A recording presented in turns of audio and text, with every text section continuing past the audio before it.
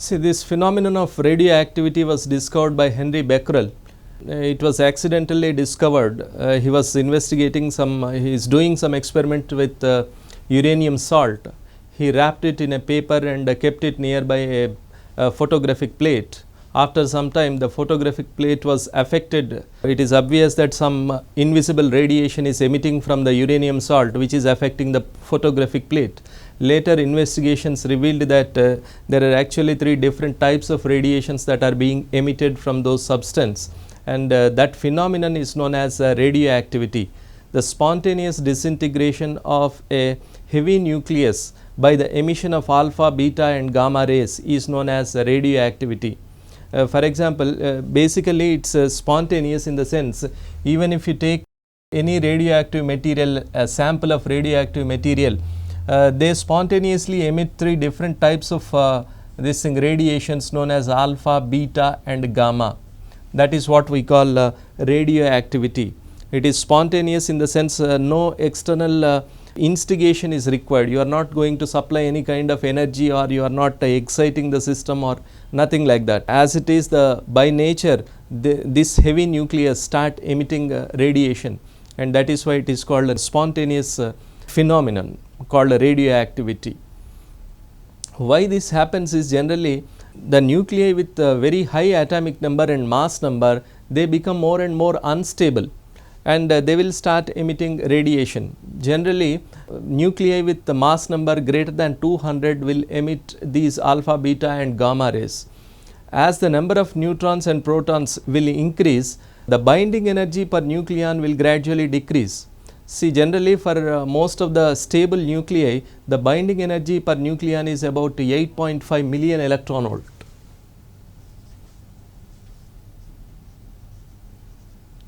This is the binding energy per nucleon for most of stable nuclei. But as the mass number increases beyond certain level, if you take the case of uranium, the binding energy is very less, that will be about 7.5 million electron volts.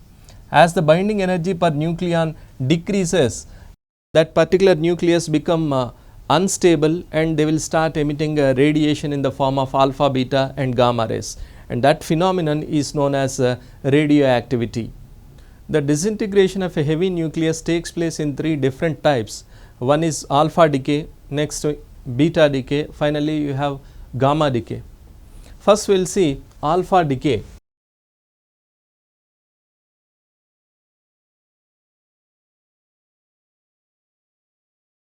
Alpha particle can be identified with a helium nucleus, which has a mass number of 4 and atomic number of 2. Like alpha, we can always identify with the nucleus of helium with 2, 4, atomic number 2, mass number 4.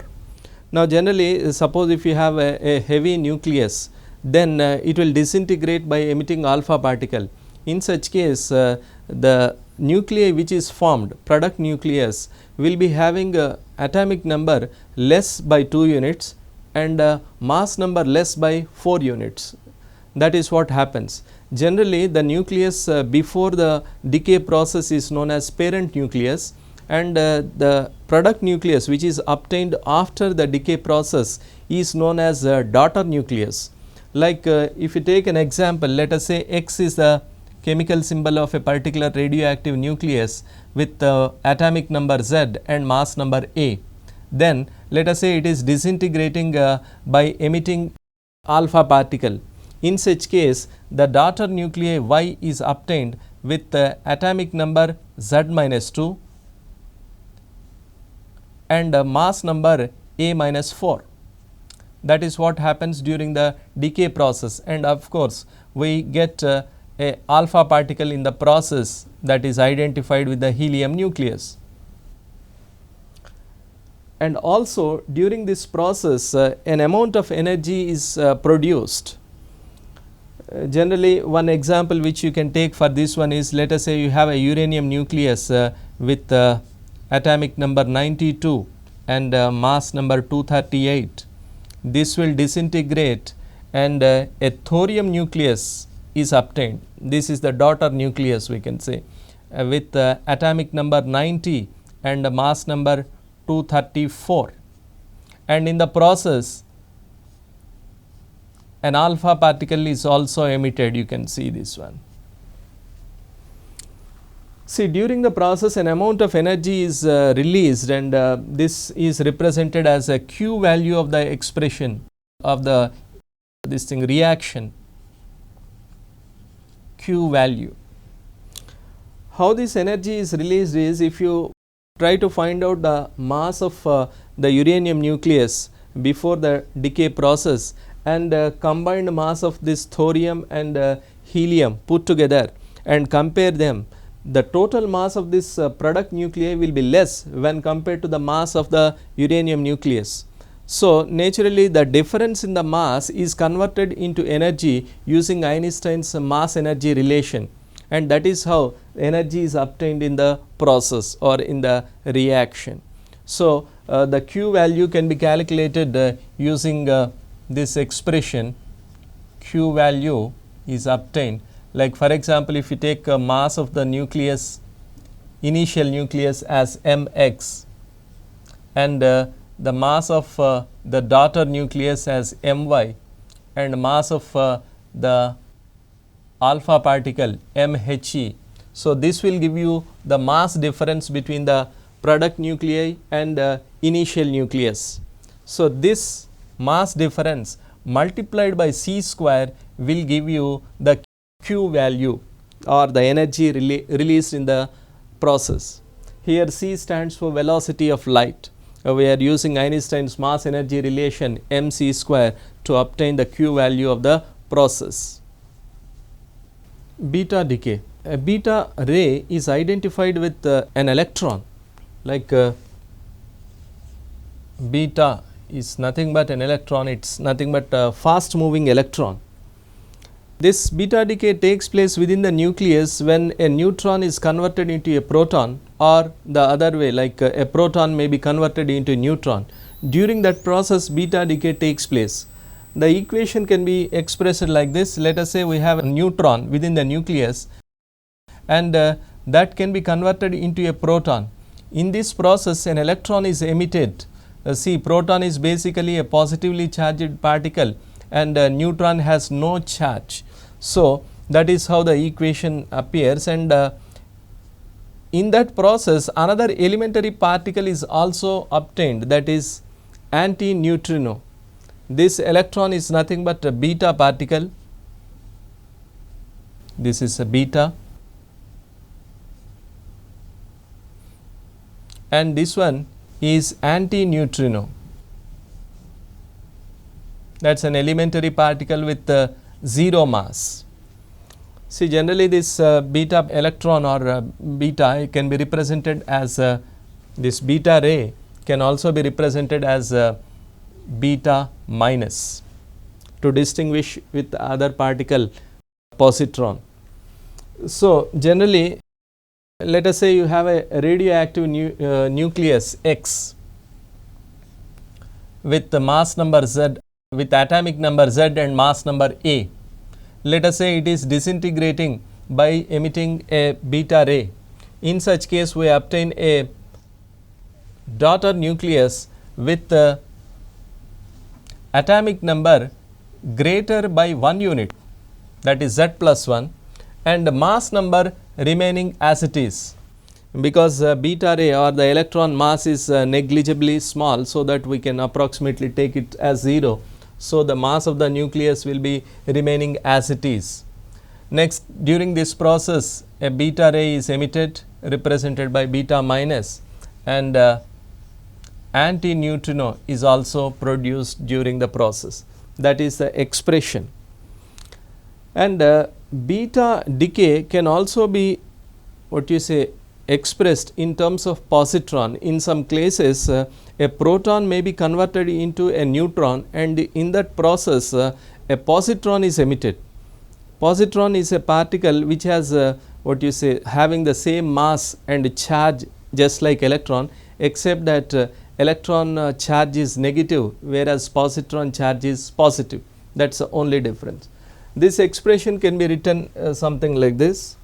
See, In another process within the nucleus, a proton may be converted into a neutron, and in that process another particle may be emitted. This is represented by beta plus, which is nothing but positron.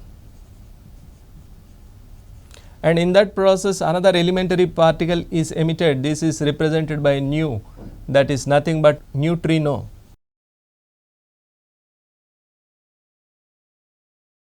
So, this is another process in which we can consider beta decay.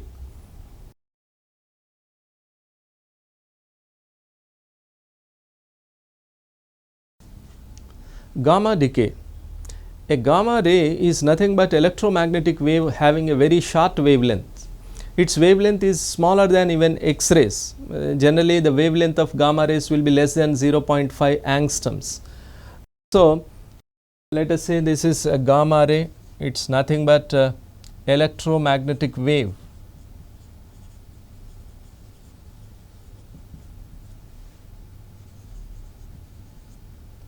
having very short wavelength.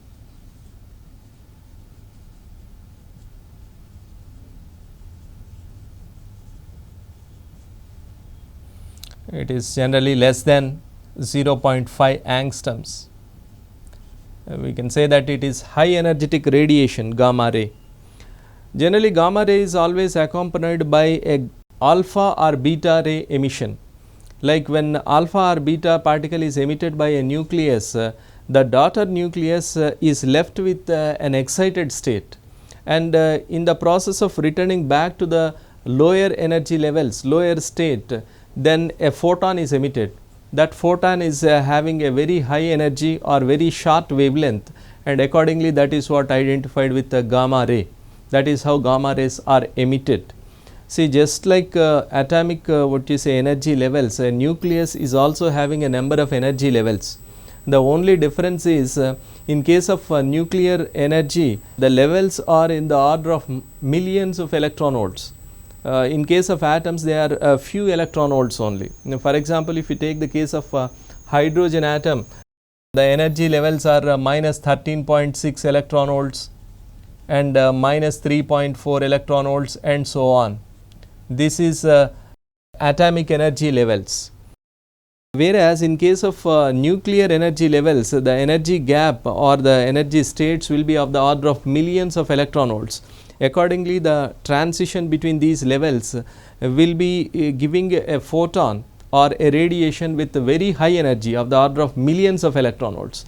That is the difference between atomic transition and nuclear transitions. Consider a heavy nucleus. Let us say it is undergoing a radioactive decay in which it emits a beta particle. So, in that process, let us say beta is emitted, right. You obtain another nucleus, the daughter nucleus, let us say, and the daughter nucleus is left in excited state. Excited state means the nuclear energy state is much higher than its ground state. So, in the process of returning back to the ground state or in the lower energy state, then you see this is the daughter nucleus with an excited state. After some time it will come back to lower energy states like this, and in the process photons are released, photons are emitted, and these photons having a high energy of the magnitude of millions of electron volts, naturally that is identified with the gamma ray. So, that is how gamma decay takes place during a radioactive disintegration.